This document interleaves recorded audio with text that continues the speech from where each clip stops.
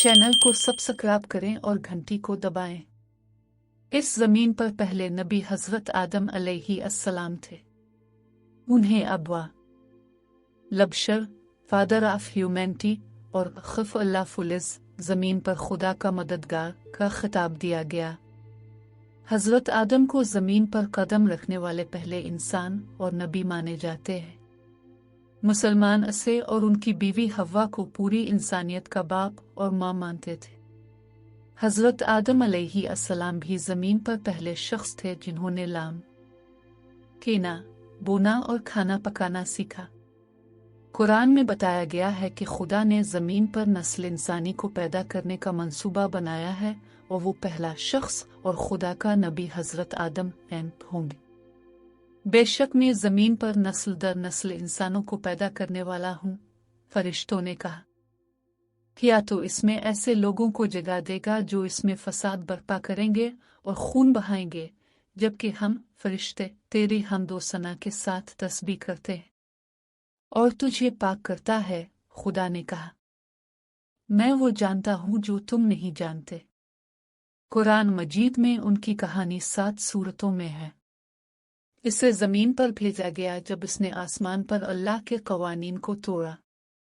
उनका इंतकाल 930 साल की उम्र में हुआ।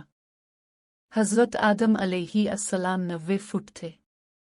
मुसलमानों का अकीदा है कि जन्नत में दाखिल होने वाले तमाम मुसलमान आदम के कद के बराबर होंगे।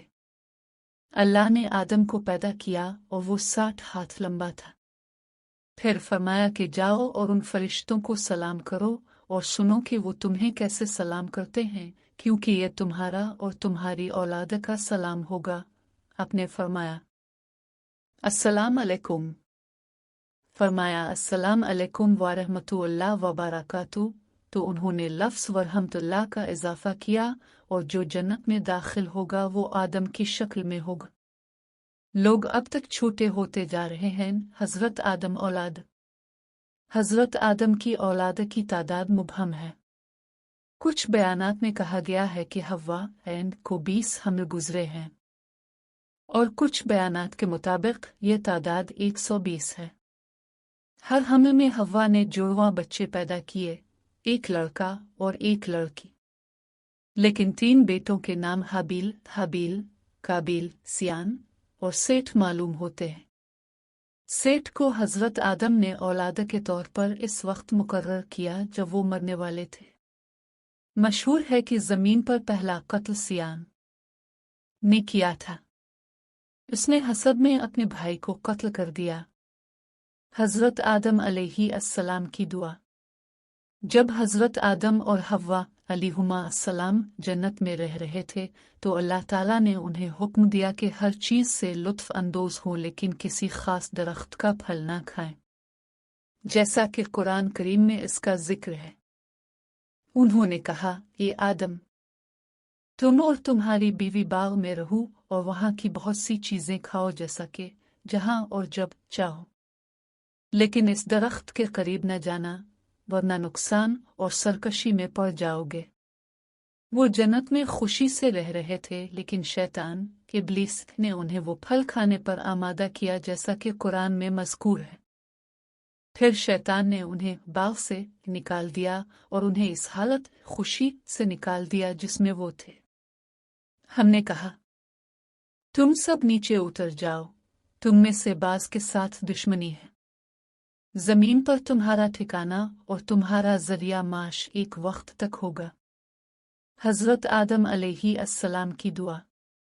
जब हजरत आदम और हव्वा अलैहिस्सलाम ने अपनी खता की वजह से जमीन पर सुकूनत इख्तियार की तो उन्होंने अपनी गलती पर तौबा की। वो अपने किए पर नदामत और उम्मत महसूस कर रहे थे।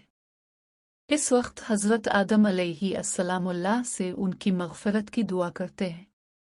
इस दुआ का जिक्र कुरान में है। उन्होंने कहा कि हमारे रब, हमने अपने आप पर जुल्म किया है। अगर तूने हमें मुआफ़ न किया और हम पर रहम न किया तो हम यकीनन नुकसान उठाने वालों में से हो जाएंगे। सूरत अल-अराफ 7:30। जैसा कि हज़रत आदम अलैहिस्सलाम मुआफ़ी मांगना नहीं जानते थे, अल्लाह उन्हें ये दुआ सिखाता है और फिर मुआफ़ कर देता है क्योंकि वो सबसे ज़्यादा रहम करने वाला है। कुरान मजीद में इसका तज़किरा यूं हुआ है, फिर आदम को अपने रब की तरफ से कलाम मिला और उसके रब ने इसे मुआफ़ कर दिया, इसकी तौबा कबूल कर ली। बेशक वो मुआफ़ करने वाला, तौबा कबूल करने वाला, रहम करने वाला है। सूरत अल-बकरा 2:37। हज़रत आदम अलैहिस्सलाम की कब्र। हज़रत आदम अलैहिस्सलाम की कब्र का सही मकाम मुबहम है। हज़रत आदम अलैहिस्सलाम की कब्र के मुतालिक कुरान में कोई बयान नहीं है और सही हदीस में भी नहीं। लेकिन बाज़ रवायत के मुताबिक हज़रत आदम अलैहिस्सलाम की कब्र श्रीलंका में है। बाज़ रवायत कहती हैं कि आदम मक्का के करीब हिंदुस्तान में दफन हैं। बाज़ बयानात ये भी बयान करते हैं कि हज़रत नूह ने हज़रत आदम के ताबूत को इस्तांबुल में दफन किया था। चैनल को सब्सक्राइब करें और घंटी को दबाएं।